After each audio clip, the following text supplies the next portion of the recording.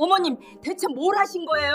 어머님 때문에 우리 집이 파탄났어요. 도대체 왜 제 이름으로, 왜 제 명의로 그런 짓을 하셨어요? 25년을 며느리로 살면서 한 번도, 단 한 번도 어머님 부탁 거절한 적 없었잖아요. 대체 뭘 하신 거예요? 안녕하세요. 올해 66 된 최영숙입니다. 방금 보신 장면, 평생 참고 살던 제가 처음으로 목소리를 높였던 순간입니다. 7천만 원.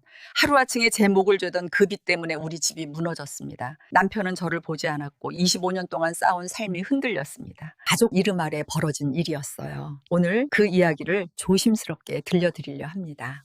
시작은 정말 사소했어요. 작년 가을이었습니다. 단풍이 막 물들기 시작할 무렵이었죠. 시어머니한테서 전화가 왔어요. 영수가 미안한데 딱 하루만 시간 좀 낼 수 있겠니? 그때 저는 동네 슈퍼에서 파트타임으로 일하고 있었어요. 남편 퇴직하고 나서 생활비에 보태려고 시작한 일이었는데 그래도 일주일에 사나흘은 나가야 하는 일이었죠. 무슨 일이세요, 어머니? 제가 물었더니 시어머니는 잠깐 머뭇거리시더니 이렇게 말씀하셨어요. 큰일은 아니고 은행 업무 좀 봐야 하는데 혼자 가기가 좀 그래서. 너 은행 일 잘 알잖니? 같이 좀 가줄 수 있겠어? 시어머니는 평소에도 은행 업무를 좀 어려워하셨어요. 요즘 다 기계로 하고 인터넷으로 하고 하니까 70 넘으신 분이 따라가기 힘드셨던 거죠. 그래서 가끔 제가 도와드리곤 했습니다. 예금 만기되면 갈아타는 것도 도와드리고 공과금 자동이체 설정하는 것도 도와드리고요. 네, 어머니. 그럼 언제 가실 건데요? 이번 주 금요일 오전에 시간 되겠니? 금요일은 제가 슈퍼에 나가는 날이었어요. 하지만 시어머니 부탁을 거절한 적이 없었습니다.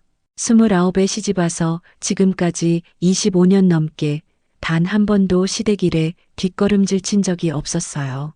네, 알겠습니다. 제가 슈퍼에 말씀드리고 그날은 쉴게요. 슈퍼 사장님한테는 좀 미안했지만 금요일은 원래 손님이 많은 날이거든요. 그래도 어쩔 수 없었죠. 가족이 먼저니까요. 사장님한테 사정 말씀드리고 그날 하루 쉬기로 했습니다. 대신 토요일에 나가기로 약속했어요. 금요일 아침 시어머니 댁으로 갔습니다. 시어머니는 평소보다 좀 초조해 보이셨어요. 영수가 왔니?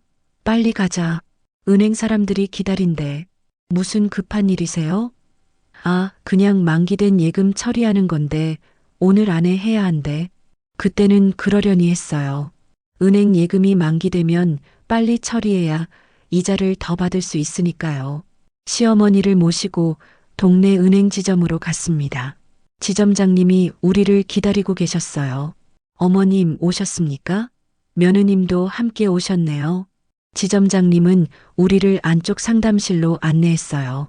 그리고 시어머니한테 서류 몇 장을 내밀었습니다. 지난번에 말씀드린 서류들입니다. 여기 서명하시면 됩니다. 시어머니는 그 서류들을 받아들고는 저한테 넘기시더라고요. 영수가 내가 좀 봐줘. 눈이 침침해서 잘 안 보여. 저는 서류를 받아서 읽기 시작했어요. 그런데 이상했습니다. 예금 만기 처리 서류가 아니었어요. 대출 관련 서류였습니다. 그것도 금액이 5천만 원이나 되는 거였어요. 심장이 쿵 내려앉는 느낌이었어요. 어머니, 이거 대출 서류인데요? 제가 물었더니 시어머니는 당황한 표정으로 지점장님을 쳐다보셨어요. 지점장님이 웃으며 설명했습니다. 아, 며느님은 오늘 처음 들으시는 건가요? 어머님께서 생활자금 대출을 받으시려고 하시는데 연세가 있으셔서 보증인이 필요하거든요. 며느님 명의로 연대보증을 서주시면 대출 실행이 가능합니다. 그 순간 머리가 하얘졌어요. 연대보증이요? 제 명의로요? 어머니, 이게 무슨 시어머니는 제 손을 꼭 잡으셨어요. 영수가 미안하다. 사실은 급하게 돈이 좀 필요해서 내 고모부가 사업 자금이 급하게 필요하대. 딱 3개월만 쓰고 바로 갚을 거래. 그냥 이름만 빌려주면 돼. 내가 돈 낼 일은 없어. 고모부라는 게 시어머니의 남동생이었어요. 시댁 식구 중에 그나마 사업을 한다는 분이었는데 저는 1년에 한두 번 명절 때나 뵙는 사이였습니다. 어머니, 그래도 연대보증은 이건 너무 큰일인데요. 영수가 제발.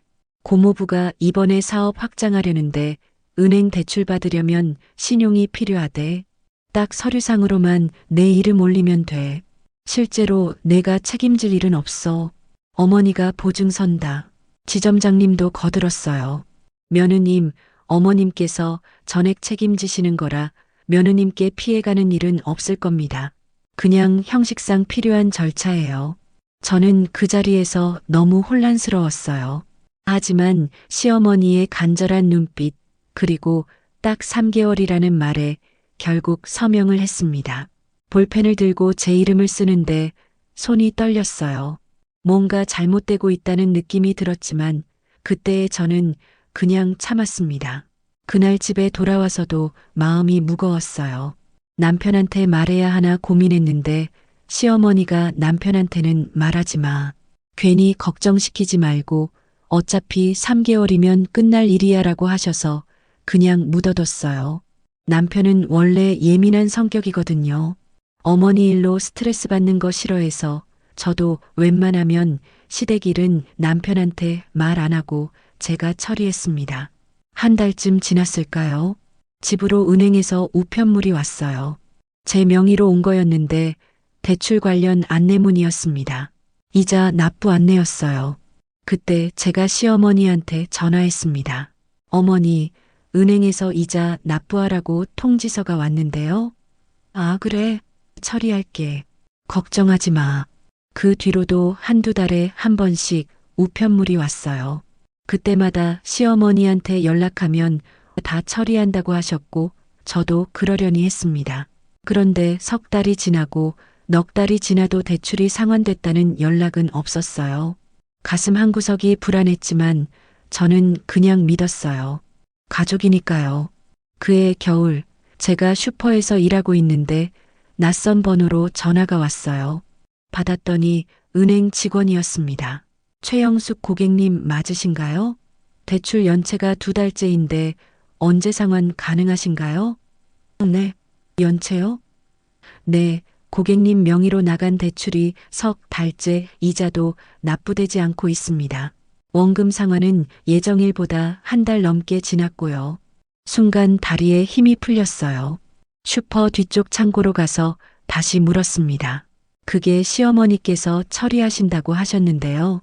고객님, 연대보증인은 고객님이십니다.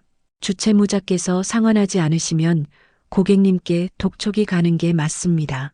그럼 지금 얼마를 갚아야 하는데요? 원금 5천만 원의 연체 이자 포함해서 현재 5,300만 원입니다. 5,300만 원이요. 그 순간 숨이 턱 막혔어요. 그 돈이 어디 있어요? 저희 부부 통장 다 합쳐봤자 2천만 원도 안 됐습니다. 남편 퇴직금은 전세 보증금에 다 묶여 있고요. 그날 집에 돌아와서 남편한테 말했어요.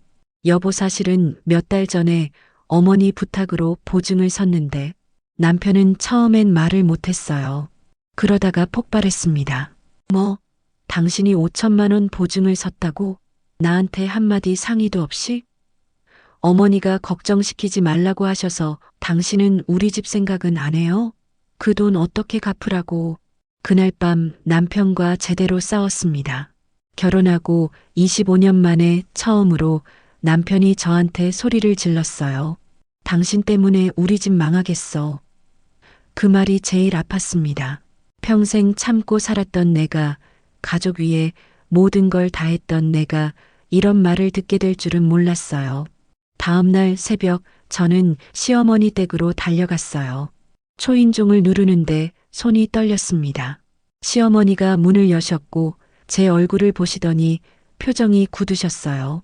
영수가 어머니, 은행에서 연락 왔어요. 대출금이 2달째 연체됐다고요. 5,300만 원을 당장 갚아야 한대요. 시어머니는 한참을 말이 없으시더니 결국 주저앉으셨어요.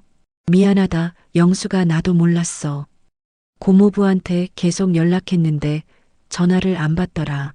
어제야 겨우 통화했는데 사업이 안 됐대. 돈을 못 갚겠대. 뭐라고요? 나도 속았어. 고모부가 확실하다고 했는데 그 순간 모든 게 무너지는 느낌이었어요. 시어머니를 믿었고 고모부를 믿었고 3개월이면 끝난다는 말을 믿었는데 다 거짓말이었던 거예요. 제 앞이 캄캄했어요. 어머니, 그럼 이 돈 어떻게 해요? 저희 집에 그런 돈 없어요. 내가 뭐라도 해볼게.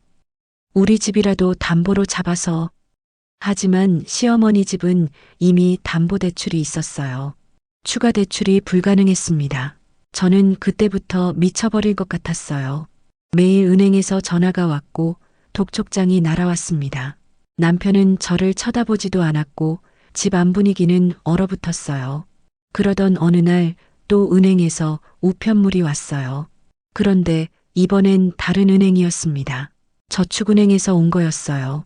열어보니까 제 명의로 된 또 다른 대출 서류였어요. 2천만 원짜리요. 이게 뭐야, 손이 부들부들 떨렸어요. 급하게 그 저축은행에 전화했습니다. 고객님, 작년 10월에 대출 실행하셨습니다. 현재 원리금 연체 상태이십니다. 제가 언제 대출을 받았다고요? 고객님께서 직접 오셔서 신청하셨는데요. 신분증 사본도 있고 서명도 되어 있습니다. 저는 작년 10월에 저축은행에 간 적이 없어요. 누가 제 명의를 도용한 거였습니다. 경찰서에 신고하고 은행에 사실 확인을 요청했어요. CCTV를 확인해 달라고 했죠. 며칠 후 은행에서 연락이 왔습니다. 고객님, CCTV 확인했는데 고객님이 맞으신 것 같은데요? 뭐라고요? 제가 아니라니까요. 그럼 경찰에 고소하시겠습니까? 저희가 협조하겠습니다. 저는 경찰서로 달려갔어요. 그리고 CCTV 영상을 보여달라고 했습니다. 화면 속에는 저와 비슷한 체격에 마스크를 쓴 사람이 있었어요. 머리 스타일도 비슷했고 옷차림도 제가 평소에 입는 스타일이었습니다. 하지만 저는 아니었어요. 이 사람 누구예요? 경찰이 물었고 저는 고개를 저었습니다. 모르겠어요. 저랑 비슷하게 꾸민 건 확실한데 그때 등골이 오싹했어요. 누가 왜 이런 짓을 한 걸까요? 경찰은 필적 감정을 하자고 했어요. 서명을 비교하면 알 수 있다고요. 일주일 후 결과가 나왔습니다. 최영숙 씨, 이 서명은 고객님 것이 아닌 것으로 확인됩니다. 명의 도용이 맞습니다. 그럼 누가 한 거예요? 현재 수사 중입니다. 그날 밤 저는 잠을 못 잤어요. 도대체 누가 제 명의를 도용했을까? 시어머니일까? 아니면 고모부? 아니면 제가 모르는 누군가? 며칠간 머릿속이 복잡했습니다. 믿었던 사람들이 하나씩 의심스러워지는데 그게 더 괴로웠어요. 그러던 중에 시댁 조카 민수한테서 연락이 왔어요. 민수는 남편의 조카인데 서울에서 대학을 다니는 23 청년이었어요. 고모, 저 할 말이 있어요. 만날 수 있을까요? 목소리가 떨리고 있었습니다. 카페에서 만났어요. 민수는 한참을 말을 못하더니 결국 이렇게 말했습니다. 고모, 사실은 제가 알고 있는 게 있어요. 그 대출건이요. 내가 뭘 알아? 저 작년에 아버지가 고모 신분증 사본을 제 방에 숨겨뒀던 걸 봤어요. 뭐, 아버지가? 민수 아버지는 남편의 형이었어요. 큰형님이죠. 내 아버지가 사업 자금이 필요하다고 어머니랑 싸우는 소리를 들었어요. 그때 영숙이 명예 좀 빌리면 되지 않겠냐는 말을 했어요. 머리가 띵했어요. 큰형님이요? 저는 시어머니만 의심했는데 진짜 범인은 완전히 다른 사람이었던 거예요. 그래서 내가 확인해 봤어? 내 몰래 아버지 서류 가방을 뒤져봤는데 고모 신분증 사본이랑 인감증명서 사본이 있었어요. 그리고 저축은행 대출 서류도요. 그 순간 모든 퍼즐이 맞춰졌어요. 시어머니가 저를 은행에 데려간 건 진짜 보증 때문이었지만 그 뒤에 제 명의로 추가 대출을 받은 건 큰형님이었던 거예요. 시어머니는 그 사실을 모르셨을 가능성이 높았어요. 민수야, 그 서류 아직 있니? 내 사진 찍어뒀어요. 증거로 남겨야 할 것 같아서요. 민수가 핸드폰을 꺼내 보여줬어요. 거기엔 제 신분증 사본, 인감증명서, 그리고 큰형님의 메모가 있었습니다. 영숙이 명의로 추가 2천 실행 완료. 3개월 안에 정리. 손이 떨렸어요. 화가 나면서도 동시에 허탈했습니다. 제가 믿었던 시댁 식구가 그것도 큰형님이 이런 짓을 하다니요. 고모 미안해요. 제가 진작 말씀드렸어야 했는데 아버지 때문에 말을 못했어요. 아니야, 민수야. 내가 말해줘서 고마워. 저는 그 증거를 들고 경찰서로 갔어요. 그리고 정식으로 고소장을 제출했습니다. 사문서 위조, 명예 도용, 사기죄로요. 경찰은 바로 큰형님을 소환했어요. 조사 결과는 충격적이었습니다. 큰형님은 작년부터 사업이 망해서 빚이 많았대요. 그래서 시어머니를 설득해서 제 명의로 대출을 받게 한 거고 거기에 더해서 제 명의를 몰래 도용해 추가 대출까지 받았던 거예요. 총 2천만 원이요. 시어머니도 이 사실을 알고는 충격을 받으셨어요. 내가 영숙이를 그렇게 만들었구나. 큰아들을 믿었던 내가 바보였어. 시어머니는 그날부터 식음을 전폐하셨어요. 죄책감에 너무 힘들어 하셨습니다. 저는 시어머니한테 갔어요. 어머니 잘못이 아니에요. 어머니도 속으신 거잖아요. 아니야, 영숙아.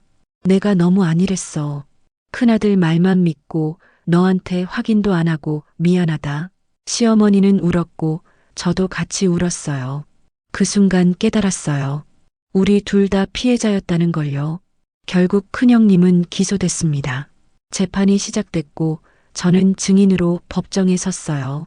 큰형님은 법정에서 고개를 숙이고 있었지만 사과는 없었습니다. 판사는 징역 2년에 집행유예 3년을 선고했어요.